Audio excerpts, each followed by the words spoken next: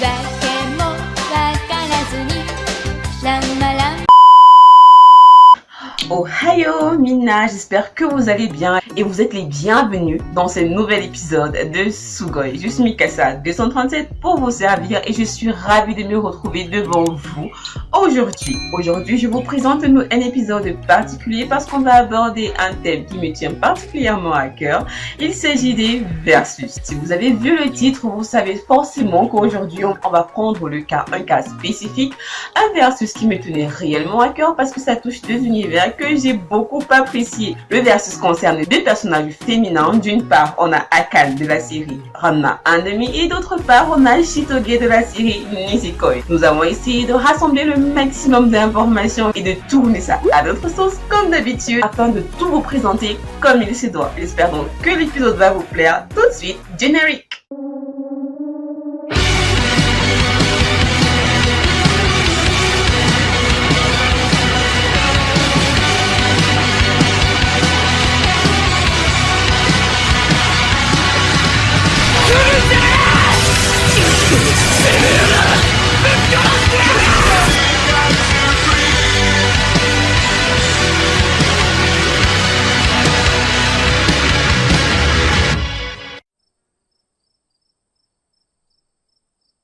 Ok, bon. Akane est le personnage féminin principal de la série Ranma 1/2. Elle a deux sœurs au caractère controversé et un papa qui lui est complètement étrange des fois.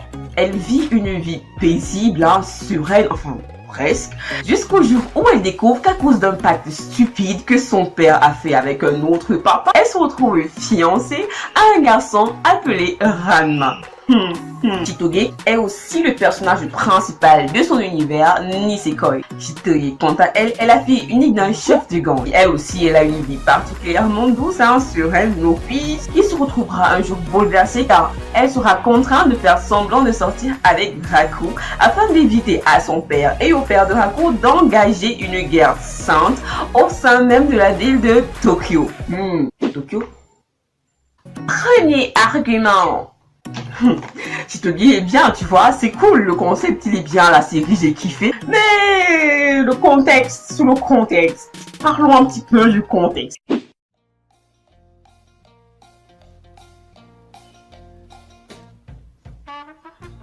Papa, je t'en prie, tu ne peux pas combattre le clan Ratri.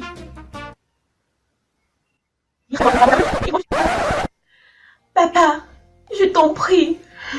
Tu dois arrêter de combattre les humains. Tu dois arrêter de tuer les humains. Enfin, tu peux tuer tous les humains. Mais tu ne peux pas tuer une famille. Tu ne peux pas tuer cette famille-là. Parce que je suis amoureuse de Tanjiro. Headshot.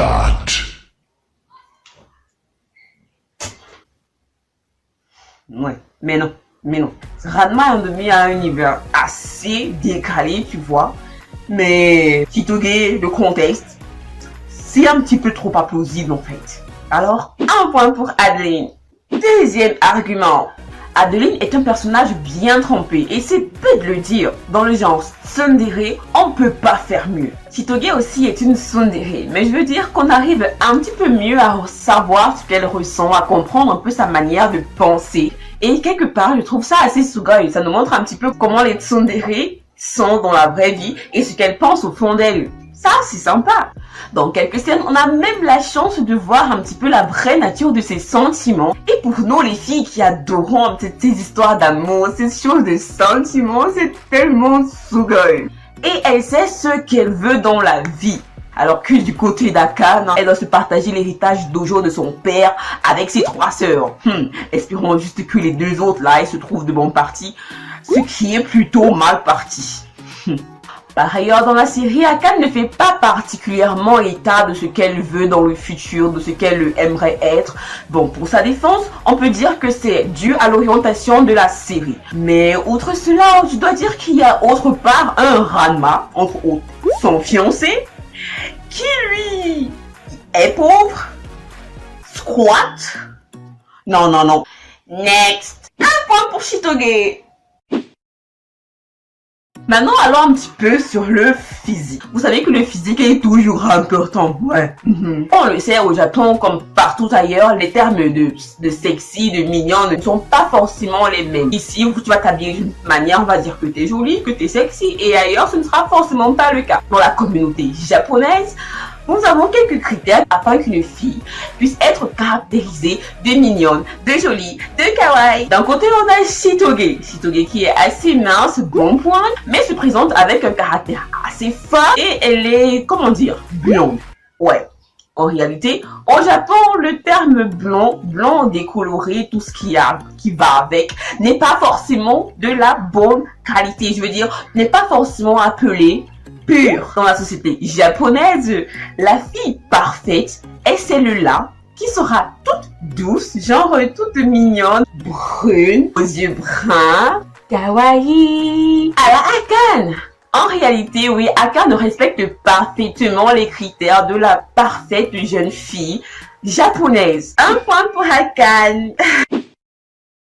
Ouais, dans les deux univers, les meufs ont eu des fiancés imposés comme ça du jour au lendemain, genre no stress. Mais est-ce que leurs fiancés, leurs parties en valent vraiment la peine? Ouais, les sentiments, ils entrent. Ranma, moi je vais vous le dire, c'est l'un de mes personnages favoris. J'ai kiffé Ranma de tout mon cœur. Le personnage, il était brun, il était beau, il était fort, il était tout. C'était juste le personnage masculin de rêve. Et avec son harem là, il était juste au top. D'un autre côté, tu as Raku qui est un petit peu moins mignon avec ses barrettes dans les cheveux. Et qui paraît un petit peu moins charismatique. Ouais, je compare la mignonitude des personnages fictifs. Et alors, d'un autre côté, Raku est particulièrement intelligent. Il sait se poser et sait faire ce qu'il faut quand il faut le faire. Mais d'un autre côté, Ranma, c'est mon bébé. Un point pour Shitoge.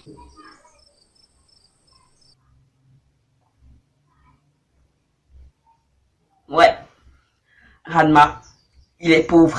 Voilà, c'est Shitoge qui gagne. De toutes les manières, les deux séries sont juste amazing. C'est vrai que Ranma 1/2, c'est une série assez vieille, vous pourrez ne pas aimer. Mais je vous la conseille quand même parce qu'elle est drôle, elle est sympa. La série est juste au top. J'ai kiffé de toute mon enfance jusqu'aujourd'hui. Nisekoi, quant à elle, est aussi une série superbe. Même si la fin de la série n'est pas encore parue en animé, on a juste adoré. Si vous avez d'autres points de comparaison, vous pouvez nous les laisser en commentaire. Nous les lirons car nous lisons toujours les commentaires.